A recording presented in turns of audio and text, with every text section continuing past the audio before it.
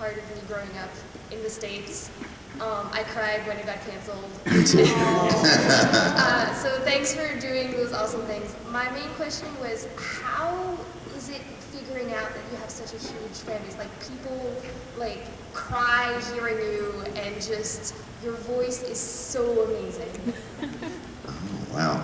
This is for both of us, yeah? Yeah. Okay. How do you react to the fans?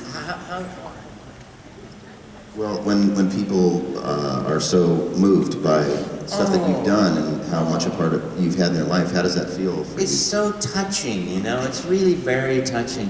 I feel like it's such an honor and a joy to do what you love in life. You know, I wake up in gratitude every day. Grumpy too sometimes, but in gratitude, you know, because we get to do what we love in life. We get to have fun, and to know that you're living in your joy and happiness and gratitude brings people some level of happiness and joy. It's the most wonderful thing. The impact of somebody saying to me, and people say these wonderful things, you know, they had a terrible childhood, but they played Mario, and that was their one moment of joy every day. You know, that sort of thing, it really touches your heart, or touches my heart. And I honestly really believe it's a joy and an honor to do what you love in life. And that's what I wish for everybody, is to experience that, is to do what you love, whatever it is, and live in the joy. Was the other part of that, when did we recognize that? Oh, when did sorry. No, I didn't catch that. No, yeah. Can I tell you how I got it? So I'm doing Mario in real time. I'm doing this Mario in real time, and I still do it. We don't have roller balls attached to my face anymore. We don't, you know, I just talk into a microphone, and when I say, ooh, the character recognition software then just translates that into the shape of the mouth of ooh, ah, mamma mia, and so the character just does it, and Luigi, go, you know, and so it's really cool. And you know, I'm doing this at the E3s, and before it was Consumer Electronics Show, going out, doing that, and one day I'm like walking through on my break, you know, because I see people walk by and say, oh, hello, look at that, you got the red hat on. Oh, look, a pink hair, just like the princess, you know, and we just started dialogue. It's like, how do you know? Because I see the hidden camera and the microphone, and so one day I'm like on a break and I'm walking through the show, just kind of like going to eat, and someone goes, excuse me, are you Charles Martinet? And I said, yeah. I said, you do the voice of Mario? I said, yes, I do. I said, would you please autograph something for me? And I said, sure. I don't have a pen, but if you have a pen, I can. And he goes, oh, hang on a second. And the security guy goes, I've got a pen. And oh, thank you. And I got what he wanted to sign, and I started signing it, and I looked up, and there were like 25 people standing behind me. What's all this then? So it was like a total surprise, and very sweet, you know. It's great. So that was my experience of it. Yeah, mine sort of happened backwards. I had done quite a few anime shows way back in the old days when anime wasn't quite as widely accepted to the subbing community. And the Subbers versus Dubbers was a huge fight back then. And I did a panel in San Jose, my very first panel in San Jose, with some guys from Streamline, and I forgot what other shows we were representing, but I think it was around the time of the Guyver and some of those shows. And got up on stage, and we were heckled for almost the entire panel, and they were saying, you guys are ruining the industry, this is sacrilege, how can you do this? It's blasphemy to the art of anime. And wait a minute, wait, what were you doing that was blasphemy? This well, because we were dubbing, and they didn't want to see it in any other way but the original Japanese. They didn't want they're purists, the otaku that were really hardcore back then. And to the point where not only was that a very uncomfortable panel, but I actually received death threats, and it was pretty crazy. I had to change my email address, I had to change my phone number. It was pretty scary. So I didn't do another show for another 10 years. And I was afraid of the community for my family, not for me necessarily, but for my family. I just didn't want stalkers, I didn't want any of that kind of stuff, and I felt like I was just upsetting people by showing up at these things. So I was a little bit afraid. And so 10 years later, a bunch of my friends have been doing some conventions, and they said, well, you gotta go. You know, people really love this stuff now, they're much more forgiving. You've done a couple video games now, it's better, it's better, give it a try. So I went to another convention, I don't remember where that was, but like you, I was astonished. I wasn't recognized at first at all, but I come up to the panel and they introduced me, and there's like 300 people sitting in the audience, and they're cheering, and they know my characters, and they've memorized these lines from the shows, and they're dressed up as my characters. And I'm thinking, whoa, what happened in the last 10 years? I've been living, and we're in little rubber boxes. We don't get out there and see the impact of this stuff, and I don't watch my own shows. I don't really, back then, there really wasn't much Twitter stuff happening, nothing like that happening. So I really had no communication with the outside world.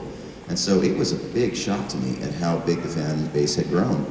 And what really impacted me was a few years back when Toonami was getting towards the end, and people started talking about Toonami and how important and meaningful it was, and how people felt like it raised them through their childhood. They would rush home after school, would get them through hard times, things like that.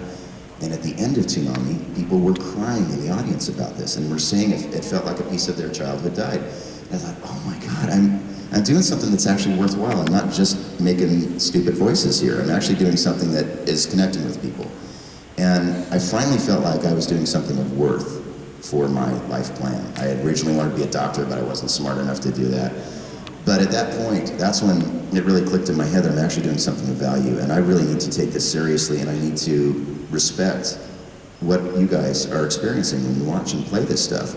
And it changed me on a cellular level, to the point now where I probably spend most of my day communicating with fans online in one way or another, and listening to your input and listening to your stories at these cons to enrich my life. And I feel like I'm more a part of this community than I have ever been in any community in my life. And I think that's the beautiful thing about this sort of genre, is that no matter who we are, no matter where we came from, no matter what levels of abuse we've gone through or how we feel about ourselves, when we come here, we're all the same. It's a great equalizer. And it's a wonderful thing. I feel like we all speak the same language. You guys do it better than I do, but we all speak the same language, and it's really a wonderful worldwide community, and I want to invest myself more in that so that people that can't make it to cons can feel good about themselves and feel like they are part of something, because we're all connected, and we should feel that way. So it's become something so much bigger than I ever expected it to be, and I'm humbled by it every day, so thank you. Yeah. My girlfriend. Hi, honey. I signed her body parts. He signed my boobs, guys. I did. Twice. I got permission. Yeah. I didn't do it without her permission, I promise. Oh yeah, by the way, I wanted to ask you about that. Like, since you signed them twice, like, at whatever con I meet you at next, you want to make it a tradition from now on? You present them, I will sign them. Yes! Okay, my first question is for Steve. If you and Mugen were to meet each other in person, how would the convo start? That's for me? Yeah. Me and Mugen? Well, it would start out as Mugen would come up to me and say, "Got dumplings?" I'm starving. And I would say, no, that'd pretty much be it. And they'd kick my ass and I'd be unconscious, so it'd be a very short conversation. And this one's for Charles. Yay.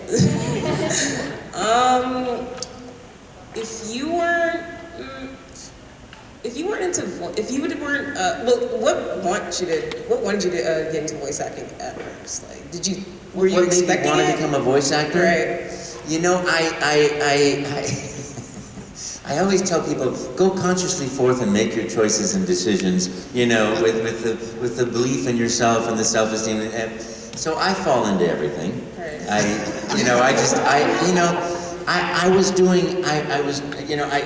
didn't know, I wanted to be a theater actor until I didn't get cast in a role, and so that made me want it, and that made me get it. And then I didn't have then I started, like, I didn't want to do theater for a while, so I said, okay, I'm going to stop this. And a friend of mine goes, do you want to come and audition for a corporate video? And I said, what's a corporate video? And he said, well, it's a video that's corporate. And I started understanding this. Yeah, oh, I see. So he says, you just go and you act, and they give you money. And I said, okay, I can do that. I'll go do that. And so I started doing corporate videos, and I got like 600 of those. And then I was doing a commercial one day, and I was doing the American Gothic, I think it's American Gothic, where the farmer and his wife are there, and the farmer has the pitchfork, and the wife is there. So I spent my day like this. And and back in those days, like, lighting people, and it's lighting people, the gaffers, they always take like a really long time. So you just stand there, and we didn't have doubles, so I stand there, and then the producer goes, "That's great, that's a wrap. Hey, listen, do you do voiceover?" And I said, "Sure, but what's a voiceover?" And he goes, "Well, you read this script, And I looked and I said, "Orchard Supply Hardware, the right item at the right price, right now." And he goes, "Great, here's more money." And I said, "I'm a voice actor!"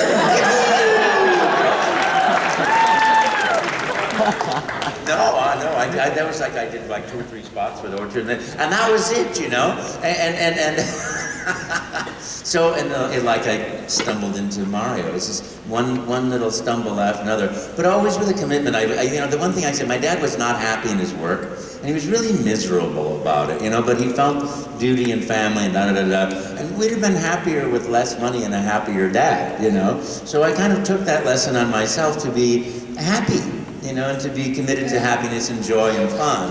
And I mean, I've been just very lucky to do it.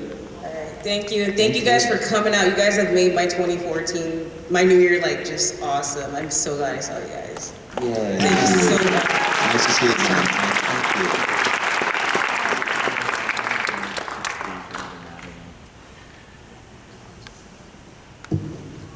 I'd like to thank you both for just coming. Without the stars, we would not have a convention, so thanks very much for coming. This is for Charles. I just want to thank you for being you. You're just such a sunny, delightful person, too. You brighten the world. You remind me of somebody called Leo Buscaglia. I don't know if you've ever heard of him, but he had a similar personality. You've told us so many amusing stories. I'd like to tell you one. My son was maybe 4 or something when I think Paper Mario came out. I'm not quite sure, but there was a whole string of these Marios, and of course with the games came the dolls. We had Wario and Toad and Yoshi, and I'm sure I'll be corrected when I get back to my seat for leaving them out. But every night before we went to bed, we had 2 Toads, in fact, because my son insisted he must sleep with one of them. But he carried it around with him all day long. So every night when it was bedtime, I can't tell you how many nights of my life I have spent running all over the house trying to find missing Toad. He does run pretty fast. Especially when helped with by a 4-year-old, yes. So, thank you very much. You helped all of us. Thank you. Thank you. Thank you so much. That's so very good. It's absolutely, I can say, my pleasure. Hello? And thank you. Hello, gentlemen. Yes, I have a question that's going to be kind of difficult for Mr. Charles. Oh, for difficult? Okay, difficult. Before I tell you the question, I have to tell you, I love Mario. I breathe Mario. Me and my friends was up 11 hours last night drinking 4 locals and eating pizza, playing Super Mario World. My job is done. But this is the question that might be hard for you to answer, but you can make the decision. Out of all of Super Mario's past voice actors, who do you think was the best one? You yourself or his original 1988 voice actor, Captain Lou Albano? Wow. Well, that's, I have seen the series and I really enjoyed it. Technically speaking, I'm the only one that's ever been the voice of Mario because that was a product that was, they licensed it. Go ahead, do what you want, make a cartoon series. When Mario was quite, not as well known as it is today. And so that was a sort of experiment, and then Mario games are coming along like this. Like I said, I had never heard of Mario. When I had no idea. I didn't know there could be a hero in a video game. I didn't know there could be a plot in a video game. I didn't know anything. So that's it's such a tribute to the genius of the creative teams and Mr. Miyamoto at Nintendo that they revolutionized everything. And Mr. Miyamoto did.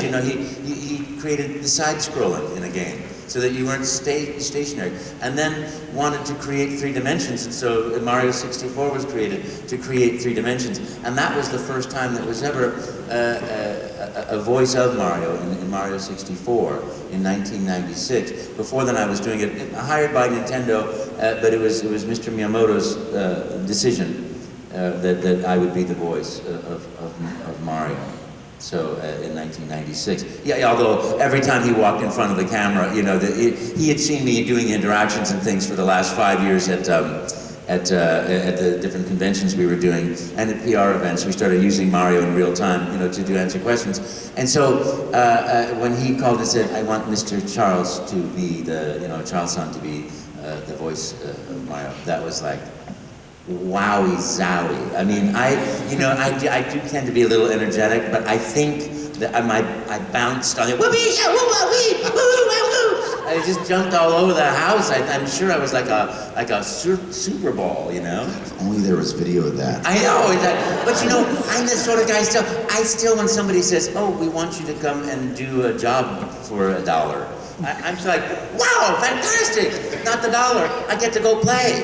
It's like, come in the sandbox and play. It doesn't matter what it is. That gives me joy. So I am tremendously honored that I got to do the job in any way. I think what Lou did was great, and what Bob Hoskins did was great. You know, they weren't the most popular movie in the world, but it's like, hey, you know, genius inspires creativity, and Mr. Miyamoto and the creative teams at Nintendo, they inspire people to be creative and to do things, and I think that's great. Thank you very much, gentlemen. And by the way, Charles, Bob Hoskins already admitted he didn't like that movie. He spent most of his time on the set drinking scotch, filming it. Thank you. Well, thank you. I won't do that. Don't you just love every second of our work? Yeah, it's amazing. Yeah. Like you were saying, I wake up in gratitude every day, and I feel it every moment of every day. Yeah, it's so neat. Hi. Hi, how's it going? My question is, I saw you both worked on Ratchet and Clank games in the past, and I was wondering, was it a good experience working with Insomniac Game Studios? Ratchet and Clank, yeah, I love the guys at Insomniac. Some of my favorite people to work with, by the way. The games are really fun. It's just got a sense of fun all the way from the beginning to end, from the scripts to the animation, just to the feeling in the room when you walk into the room to that microphone. Some games are not quite as much fun to play because they're much more serious and they take them a little bit too seriously. I have loved every Insomniac game I've worked on, and I've loved the directors. They're my friends, and they're my friends now. Some of them have left Insomniac, and we're friends for life. And that doesn't happen in every situation, so love Ratchet. That was awesome. Yeah, I love Ratchet and Clank too. I based that voice for me on a friend of mine who had passed away the year before, Sidney Walker, who was a great actor, and he was just one of them great gentlemen. He was on stage with Laurence Olivier, originating the role of the Cardinal in Beckett. Just he had been there and done it. He was at ACT, the American Conservatory Theater in San Francisco, for 20 years, and he was such a dear heart. And I think that when you imitate somebody, it's the spirit that you imitate. And there's he would say about acting, well dear, it's not brain surgery, it's acting. And we're having fun. When you'd be like, yes, but I have to find the terror of the inside. Well, we're just having fun, And so I thought for me, it's like, I'm so glad I got to do that voice, because it's my one and only time I do Sidney Walker. Thank you. Thank you. Happy memory. Yeah, I like your age, sir. It's me. Hi guys. Hi. This question's for both of you. Pirates or ninjas? Pirates or ninjas? Wow. Why can't we all just get along? I had one experience. I did a character called Pirate. Arrgh, I got to be a pirate. Arrgh. So I got to be both once. It was so funny. It was so fun.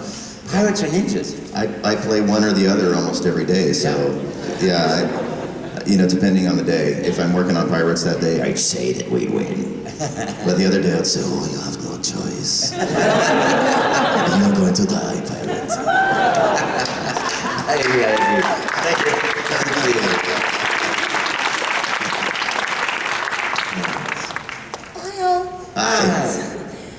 just wanted to say you're both dear hearts to me. Oh, thank Thank you. you. I love your eye shine. Shit. Yeah. Johnny Bosch, ladies and gentlemen. Yeah, and the Osh in my neighborhood closed, so I'm sad. But anyway, silly question, but where do your guys' last names come from? Where do our last names come from? Like, what ethnicity are they? Charles Martinet? Yeah. My origin is French. Charles-André Martinet, my dad is Jacques-René Pierre Martinet, my grandfather was Gaspard, and then before that it is these really old, obscure, middle-aged names. And my mom was you know, like every other American, I think, we have the family tree that goes back to the Mayflower. So, but my dad came here as a child with his father fought in World War I with General Pershing in order to get the option to join American citizenship afterwards, and he took the option. Amazing, wow. I don't know, actually, because my father was adopted, and so that was the name that he was given by his adopted family. They think Blum is actually a German name. It's a very common German name. But they think that he actually came from Russia, Romania. His family came from Russia and Romania, based on what information he had available. And he never chose to investigate that further, so we don't know. And my mom's side was Russian Romania, as far as they know, so probably somewhere back there. The old country. Wow, so he doesn't know anything about his childhood? Nothing. He was adopted by such a loving family that he really had no inclination to do any more research. He was just grateful that somebody loved him and raised him, so. Yeah. Thanks for asking. That's a very unique question. I've never been asked that. No. Thank you. Thanks. Okay, this is for Charles to do as Mario and for Steve to do as Vincent. Could you guys in those voices give some commentary on some of the cosplays you see in the crowd? Oh, Mamma Mia, I see the beautiful princesses. They look like a little bear. I just like to try on some of the pink hair. Mamma Mia, and look, there's a little orange mask. Hello, little orange mask. Can I borrow your phone? Look, it's a Pikachu. Pikachu. Yes. Nice, yeah. That's all I got. Pikachu.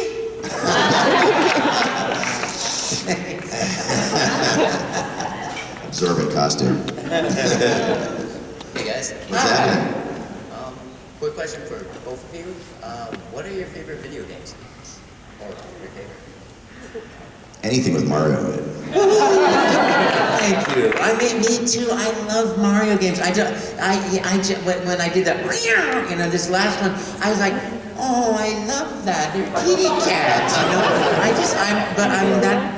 That's when I walk in, I see Galaxy. I'm like goosebumps all over the place. When I walk in, I see, I'm like, I giggle and then I laugh every time I play. And when I see the propeller hat go on, he's flying in the air and he's still walking. I'm like, I just want to do this all day. Well, I don't have opposable thumbs, so I can't play the current video games. Probably the last time I played a video game was something like Mario I think the only game that I voiced in that I was able to play was Crash Nitro Kart, and I played Crash Bandicoot. And I was so excited to be able to play one of my characters. Other than that, my kids have to play me the levels so I can see the things I voiced. I'm not that good. I really suck at it. Me too. But I had that moment, I'm like,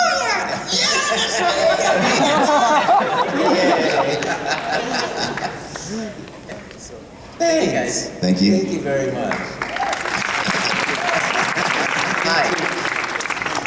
Okay, this question is for Steve. Yes. What was it like working on like the old anime stubs under the pseudonym David Lucas, and how did you come up with that pseudonym? Well, oh boy. David Lucas is a whole different person who I've only met on the fringes. He also happens to have the same names as the middle names of my children. It's a coincidence. So I can't really speak to the things that he worked on because it's a whole separate thing. There are reasons for that, and there are reasons that I understand. Yeah, I really can't speak to that, unfortunately. I understand. Yeah, but thank you. All right, thank you. But he's a great guy, trust me. I once did an audition for an anime thing, and they really liked me, and the Japanese director came to do the casting from Japan, and he looked at me, and he said something to his assistant, and his assistant said to me, "He's distressed because you don't look anything like the characters."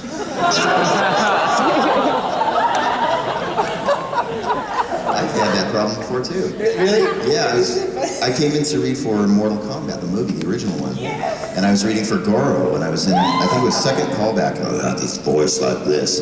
And the guy, I walked into the room, the director came up to me, and he goes, "What are you here for?" And I said, "I'm here for Goro." And he goes, "No, I think you might be in the wrong audition. The guy that is supposed to be coming in, he's like a 300-pound black guy." And I said, "That's awesome.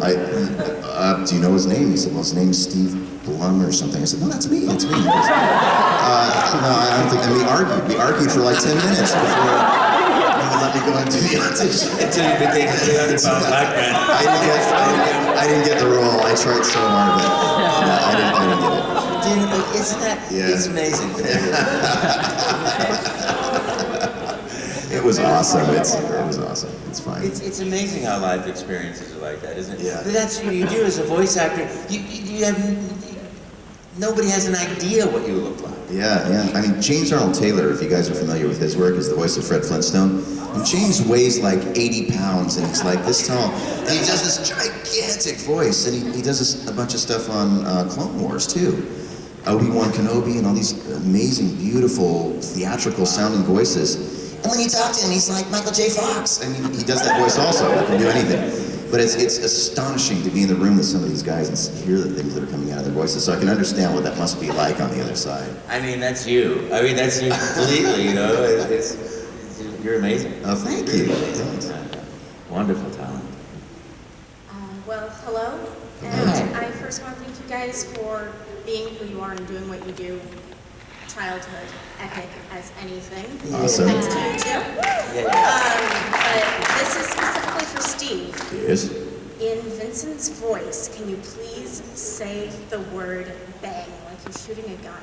Wow, it's going to be very quiet because Vincent doesn't speak up very loud because he doesn't have to. All right. Bang. It's amazing, isn't it? 10 minutes or jazz hands? Okay, jazz hands. 10 minutes. Both. 10 minutes. Both. Stand Okay. dancing in 10 minutes, everybody. All right, just wanted to say nice to meet you too. Mr. Martinet, I really liked your work as Barth and Axe in Skyrim, because it's a totally different voice than I expected you to do, because I only knew Mario, and I'm like, oh my god, that's the guy who does Mario. Thank you, thank you. Dragon. And then for Steve, all hail Starscream. Thank you. Call me Lord. I actually just finished playing War for Cybertron, Fall of Cybertron this week, because it was on Steam, sale on Steam. Oh, nice. So all your voices are in there. I'm like, he's like 3 different people in this game.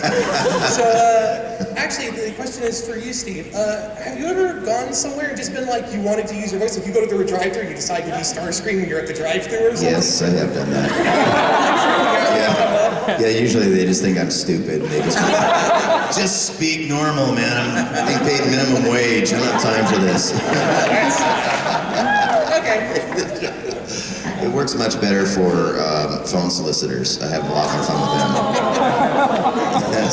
So like, No, I don't need some products. I'm sorry, what was the question?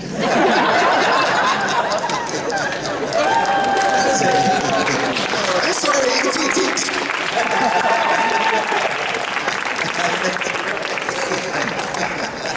Hello. Hi. Hi. This is a question basically for both of you, but I was wondering, what do you think would happen if the Mario Brothers, while doing some plumbing, came across Killer Croc? The Mario Brothers came up against Killer Croc? Yeah. Hello, Dave. We need to do the plumbing. Tick-tock. Oh, sounds like a clock in there. You smell like pizza. It was my hand.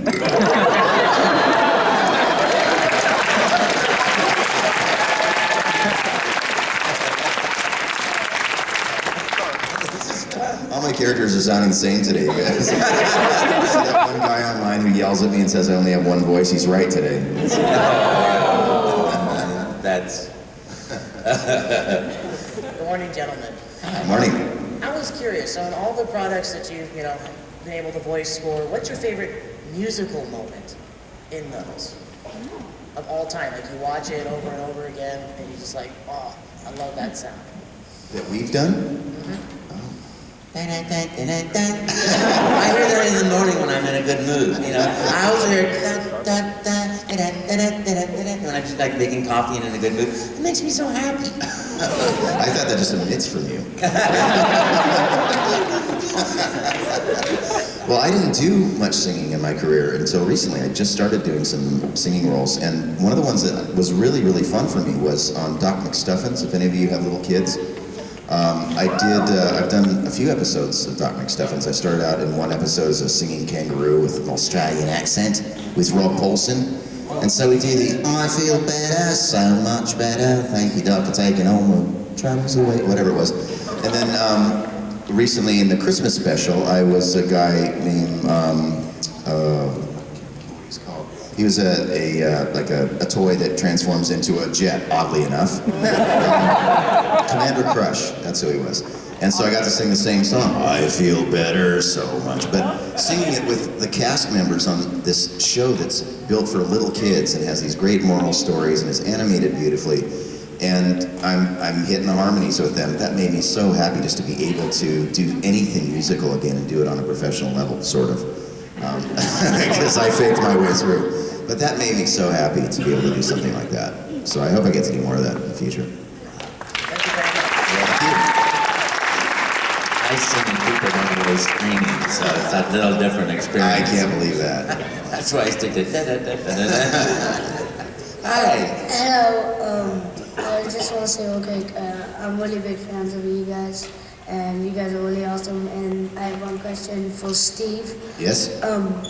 How do you think Orochimaru would be able to talk to Mario? Orochimaru talking to Mario. Well, this game looks interesting. What is this little creature? He has a nice body. I think I'll make it mine.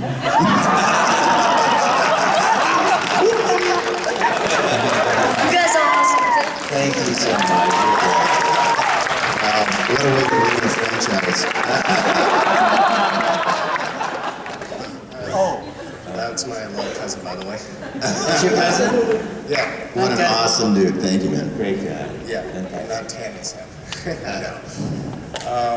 For Charles, I wanted to know what was the biggest Mario game that you've ever worked on, and for Blum, what was it like doing Spike on Cowboy Bebop? Should I go first? Yeah. When I got the call that Mr. Miyamoto wanted me to do the voice in the game, I never knew there would actually be a voice in the game. And the things that I'd been doing for 5 years were suddenly, it's like, oh, come in the sandbox and bring all your toys because we're going to use them all. And it was like that session, I could cry. It made me so happy. I just, going in and going, well, we want an excited sound. Woohoo! Yeah, something like that. And they were saying, in Japanese, it would be, they kind of envisioned this sort of like, hoo-ha, hoo-hoo, woohoo! Yes! Oh yeah! So that was, I love every session I ever do, but that was absolutely magical, well, we're gonna put down the controller, we gotta do something. What do you think we could do here? Spaghetti. Mamma mia. It's like happiness. I'm sorry, I'm having a fanboy moment. Is that affecting you guys the same way it's affecting me? It's like every word out of this man's mouth is gold. It's amazing. It's just amazing. Untouched, man. I just want to sit here and listen to you. Let's just keep going. Oh my God. Spike was an interesting character for me. I was still pretty green in the industry at the time.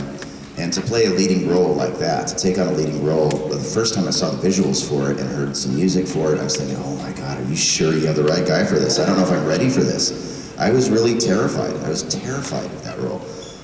And also because it was so close to my natural speaking voice, for me, those are the hardest characters to voice because I feel like I gotta be me. And that's a really hard, I wasn't a trained actor and I didn't know how to do that. I could do all kinds of, kind of, crazy things or creatures. But to be me and to do it naturally was a very interesting process for me to go through. Unfortunately, the director, Mary Elizabeth, was so well schooled in this genre. She had seen the arcs of the story, she read things, she was very, very invested in this. And everybody else on the production team was so aware of how big this was becoming in Japan, and they knew that it was gonna hit big in the States. And I was so far out of that loop. I'd never worked on anything of that magnitude before. And so I just came in, did my job, and I didn't read ahead. I came in, did one episode at a time. She would kind of coach me through it, and I would just rely on every word she said to make sure that I was doing it the right way. To the point where she would actually come in all the scenes where he had a cigarette, she would hand me a cigarette. She'd bring the props for me and give me a cigarette so that I would do it and really sound like I was speaking with a cigarette in my mouth so we'd get as authentic as possible. And I just fell in love with the look of the show, and all I wanted to do was the best job I possibly could on it. And I didn't really understand the magnitude of it until later on when it came out and I started doing the conventions and I started hearing the feedback from you guys about how much you fell in love with the show.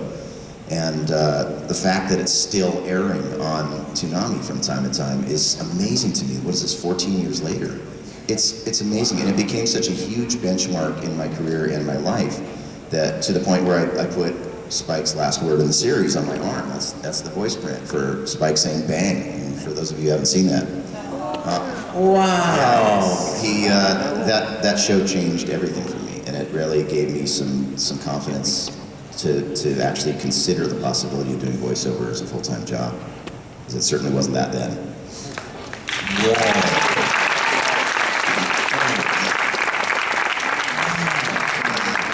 That's magical. 2 minutes, 3 minutes.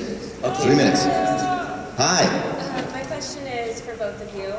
What would you consider are essential tools for amateur voice actors? What are the essential tools for a voice actor? For people who are aspiring. Aspiring. Love, dedication, studying humanity, studying acting. To me, study the Stanislavski method. Watch, observe everything. Watch people, learn every single minute of every day. Listen, watch, see how that someone with a big jaw might just sound like that. Someone with beady eyes might sound, and watch and listen, cartoons, everything. And then when you get to the studio, throw it all away and be like the dog chasing the stick on the beach. You don't think about what the producer wants or your master wants or how they want to run back and forth. You just do what you love. Do what you love is what I would say. I would reiterate that, and I would say don't take it personally either. You're going to hear a lot of rejection, especially in the very beginning. But listen to your friends and listen to your own voice and read to kids. For me, that was what really got me started, was reading to kids, because they're going to give you the most honest opinions you will ever hear in your life. I used to do that for my kids from preschool on, and they would listen to me doing these voices for some of the children's stories, and they'd say, "No, Mr. Blum, that sucked, can you do it again?" They would stop me right in the middle of the story. But it was the best training ground I ever had for that. So, and it's humbling too. And so if you keep that sense of humility through the process, that really helps. I would also suggest, I get asked this a lot, I'm sure you do too, but I put a page on my website. You just go to steveblumvoices.com and it says, how do I become a voice actor? Hit that button. It'll lead you to a page that'll sort of give you the overview, and then it'll give you links to a blog by D. Bradley Baker that's iwannabeavoiceactor.com, and he has spent like a year working on this thing, and tons of free information that'll guide you through the process step by step. Because it's not as simple as what are the 3 things that you can do to center yourself for this. It's a huge question with a gigantic answer. And there's also a great book by Yuri Lowenthal and Tara Platt called Voiceover Voice Actor. And if you can pick that up, for especially voice actors who are on their way, it'll save you thousands of dollars and a lot of heartache. Yeah. We have very little time. I'm sorry, but is that? I was more asking too, like about like what audio tools that you think are essential. What? Audio tools. What audio microphones that you tools. have. Oh, sorry. Oh, Sorry. Whoops. Oh well. Are you talking about what kind of microphone setup, that sort of thing? Like what do you think is essential? Yeah. But I if couldn't they hear. have, I don't want to take any more time. So. Okay, well, we'll see you around. Ask us later. Yeah. Hi. Great. Hi, thanks. First of all, can I say that Charles Martinet, you are the voice of my childhood. I played almost every single Mario game, and Steve Blum, I love Naruto, and I love Transformers Prime. And Thank you. such an honor to be with you. And I have a question and a request for Steve. What was the experience like on working on one of my favorite games, Bulletstorm, as Grayson Hunt? Very naughty. Yeah, I know. Bulletstorm was a really unusual game. Have a lot of you guys played Bulletstorm? This was a game where I was given free license to get as foul as I could possibly get. To the point where when we were setting up the campaign to get people interested in the game to pre-buy them, they actually let me insult the buyers into buying the game. It's basically like, get up off your butt, get out of the basement, go borrow some money from your mom, go buy the game. With a bunch of dirty words in there. It was ridiculous. It was ridiculous. We came up with new swear words, putting body parts together that really shouldn't be put together. It was really a magical process. But really fun. It was a really fun game. I mean, you get points for creating creative ways to kill things and people. And it was so gross and silly and fun. It was really fun. Had a great time working on that. And one last thing, could you drop a little bit of Wolverine on us before I head back to my seat? I'm the best there is at what I do. But what I do isn't very nice. Thank you.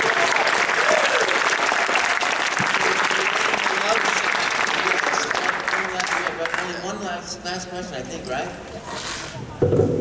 Okay, first of all, to Charles Martinet, thank you so much for voicing the characters in my game. And to sum up, Kazuma, yeah, okay. That character from The Big O and Mugen from Samurai Champloo, to quote Rainbow Dash, awesome! Okay, and now, before I go, could I ask, how did you feel about doing Cosmo the Shell Bullet? It hurts! Thank you guys so much for coming out.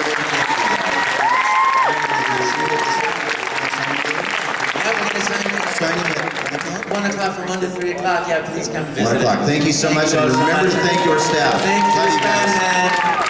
Because it's Span. I am.